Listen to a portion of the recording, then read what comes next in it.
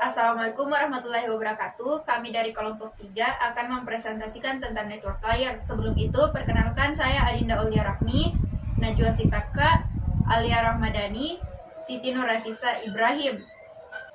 Di era digital saat ini, jaringan komputer menjadi fondasi utama dalam mendukung komunikasi, bisnis, dan teknologi. Salah satu komponen penting dalam jaringan adalah network layer, yang bertanggung jawab untuk mengatur pengalamatan logis dan memastikan pengiriman data antar perangkat secara efisien.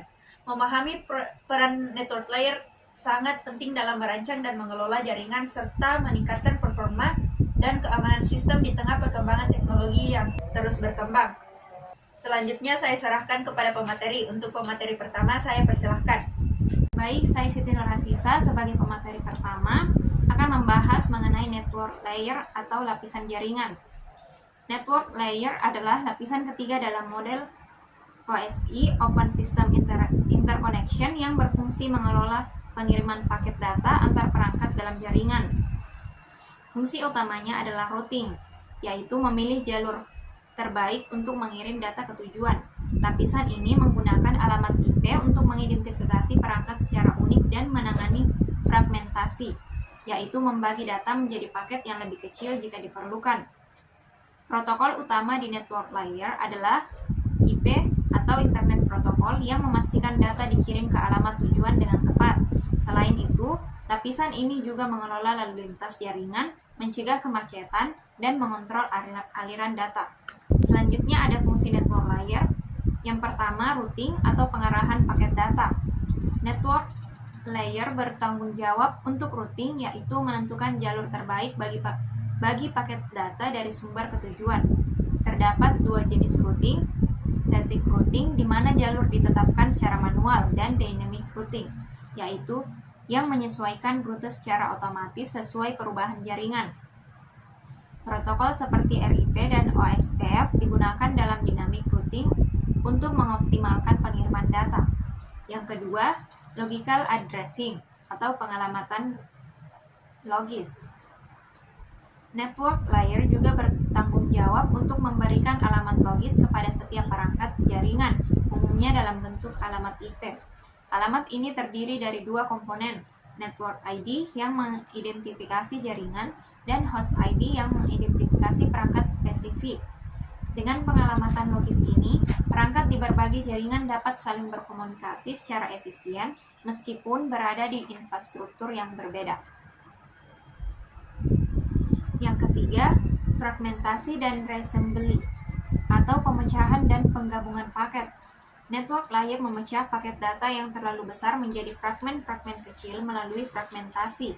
Setiap fragmen diberi header dengan informasi urutan dan pengalamatan. Saat mencapai tujuan, fragmen-fragmen ini digabungkan kembali menjadi paket utuh agar data diterima dengan lengkap dan akurat. Yang keempat, pengendalian congestion atau kepadatan jaringan. Network layer mengelola kemacetan jaringan melalui strategi seperti traffic shaping dan congestion avoidance, yang mengontrol jumlah data dan menurunkan pengiriman saat mendeteksi kemacetan. Teknik seperti explicit congestion notification atau ECN digunakan untuk memberitahu pengirim dan penerima tentang kondisi kemacetan. Selanjutnya saya serahkan kepada pemateri kedua. Baik, saya Najwa Sitaka sebagai pemateri kedua yang akan melanjutkan materi fungsi network layer. Fungsi kelima ada internet networking.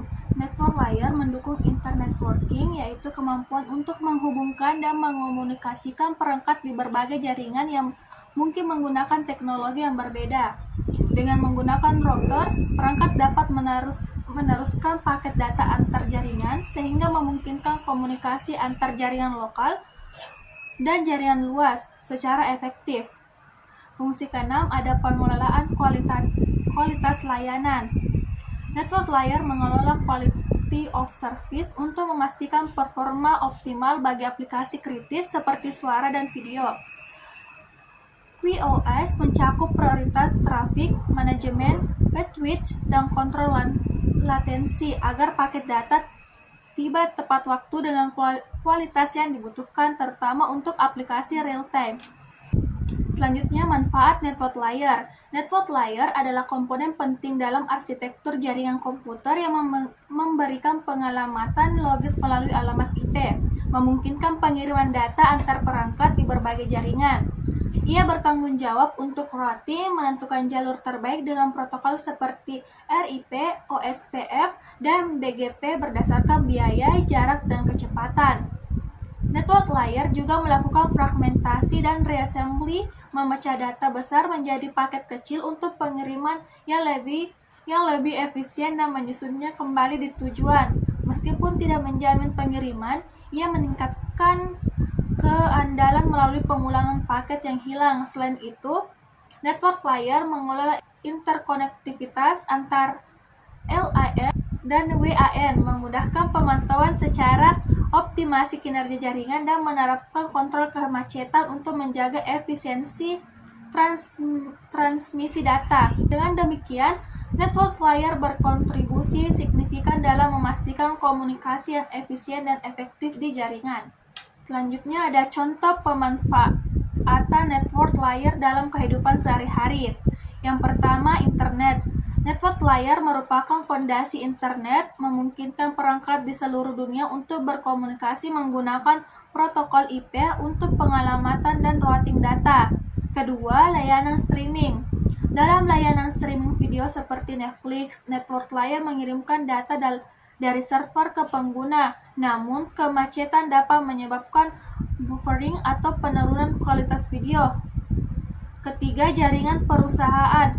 Di jaringan perusahaan, administrator mengelola kompleksitas routing dan memastikan keamanan. Penggunaan virtual private network di layer yang lebih tinggi membantu mengatasi masalah keamanan terkait network layer. Untuk materi selanjutnya akan dilanjutkan oleh pemateri ketiga. Baik, saya pemateri ketiga akan menjelaskan kelebihan dan kekurangan kepada network layer. Adapun kelebihan dari network layer yaitu pengalamatan dan routing. Network layer menyediakan mekanisme pengalamatan yang memungkinkan setiap perangkat memiliki alamat unik seperti alamat IP, sehingga data dapat dikirim antar perangkat di seluruh dunia menggunakan protokol seperti IPv4 dan IPv6. Yang kedua ada transmisi data yang efisien. Protokol routing seperti OSPF dan BGP digunakan untuk menentukan jalur terbaik bagi paket data, mengoptimalkan jalur berdasarkan beban jaringan, waktu tunda, dan faktor lainnya untuk meningkatkan efisiensi transmisi. Yang ketiga ada fragmentasi dan reassembly. Network layer dapat memecah paket data besar menjadi bagian lebih kecil untuk memenuhi batasan ukuran jaringan dan menyusunnya kembali. Tujuan memastikan pengiriman data yang aman. Yang keempat ada keterhubungan jaringan yang luas. Network layer memungkinkan komunikasi antar berbagai jenis jaringan, baik LAN maupun WAN, yang penting untuk akses informasi dari berbagai sumber di seluruh dunia. Yang kelima ada pengendali kemacetan. Beberapa protokol di network layer menyediakan mekanisme untuk mengendalikan kemacetan, membantu mencegah kehilangan data. Selanjutnya ada kekurangan network layer yaitu keterbatasan keamanan. Meskipun terdapat mekanisme seperti IPsec, network layer tidak memiliki fitur keamanan yang kuat, membuat data rentan terhadap serangan seperti penyadapan, pemalsuan alamat IP, dan DDoS, sehingga sering memerlukan protokol keamanan tambahan. Kedua ada kompleksitas protokol. Protokol di network layer seringkali kompleks dan memerlukan pemahaman dalam untuk pengaturan dan pengolahan, terutama dalam jaringan besar dengan banyak perangkat dan jalur. Ketiga, ketergantungan pada layer fisik data link. Network layer sangat bergantung pada layar fisik dan data link sehingga masalah di layar bawah dapat memengaruhi fungsinya, menyulitkan pemecahan masalah yang membutuhkan analisis di beberapa layar. Yang ketiga ada overhead. Proses pengelamatan routing dan pengendalian kemacetan menambah overhead pada jaringan. Setiap paket memerlukan header dengan informasi pengelamatan yang dapat mengurangi efisiensi, terutama di jaringan dengan bandwidth terbatas. Keempat, ada keterbatasan dalam penyampaian layanan berkualitas. Network layer tidak menjamin urutan pengiriman paket atau keselamatan semua paket, menjadikan kurang ideal untuk aplikasi yang memerlukan quality of service tinggi, seperti video streaming atau panggilan suara, di mana kehilangan paket atau keterlambatan dapat mengganggu. Baik, selanjutnya ada contoh implementasi penggunaan network pada kehidupan sehari-hari. Yang pertama ada browsing internet. Setiap kali kita membuka sebuah situs web di perangkat kita, network layer bertugas mengirimkan permintaan atau request ke server yang menghost situs tersebut. Sebagai contoh, yang pertama Anda memasukkan URL di browser seperti www.google.com. Yang kedua, network layer bekerja dalam mengatur rute data permintaan menuju server Google, serta mengatur pengiriman balik informasi dari server Google ke perangkat Anda. Ketiga, protokol yang digunakan pada network layer seperti IP memungkinkan setiap paket data memiliki alamat tujuan, sehingga data bisa dikirim dan diterima dengan benar. Contoh implementasi lainnya ada navigasi GPS atau Global Position System. Ketika kita menggunakan aplikasi GPS seperti Google Maps atau Waze, network layer berperan dalam mengirim dan menerima data dari server ke perangkat kita, termasuk data peta, rute, dan update lalu lintas.